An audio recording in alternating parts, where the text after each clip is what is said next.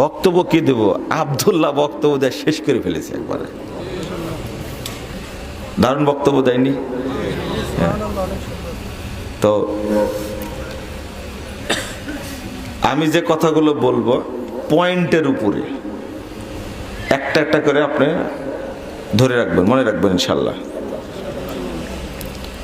আমি বললাম যে বক্তা তো মানে ওই যে রাশেদও বক্তব্য দিলে তো মনে হয়, তাই না? এরাই যথেষ্ট ছিল, বুঝছেন? আগামী দিনে কিছু বক্তা আসতেছে, বেদাতীদের এবারে গোষ্ঠী সাফ করে দেবে ইনশাল্লাহ, বুঝছেন? যদি শুনে যে রাহুল আসতেছে, তাহলে মনে করো যে ওরা দোয়া ইউনুস পড়া শুরু করে যে আজকে কি করবে,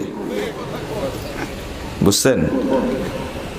আলহামদুলিল্লাহ কিছু তৈরি হবে, হচ্ছে। আগামী দিনে আমাদের মাঠে আসা লাগবে না। আর আমরাও দোয়া করি, অন্তত আমার ছাত্রদের জন্য দোয়া করি, আল্লাহ এমন আলেম বানা ওদেরকে, এই যুগের তারা যেন আলবানি হয়, এই যুগের যেন ইবনে তাইমিয়া হয়। এই উপমহাদেশ থেকে শিরিক বিদাতের শিকড়, আখড়া, খানকা, মাজার ভেঙ্গে চুরমার করে নিশ্চিহ্ন করে দিতে হবে ইনশাআল্লাহ। কিয়ামত পর্যন্ত যেন মানুষ না বুঝে, ইতিহাস হয়ে যেন থাকে যে বাংলাদেশে বহুদিন পূর্বে শুনেছি শাহজালালের মাজার ছিল, এখন আর নাই। এইরকম ইতিহাস তৈরি করার দরকার। বাইজিদ বোস্তামের মাজার ছিল, জীবনে বাইজিদ বোস্তামি দেশে আসেননি।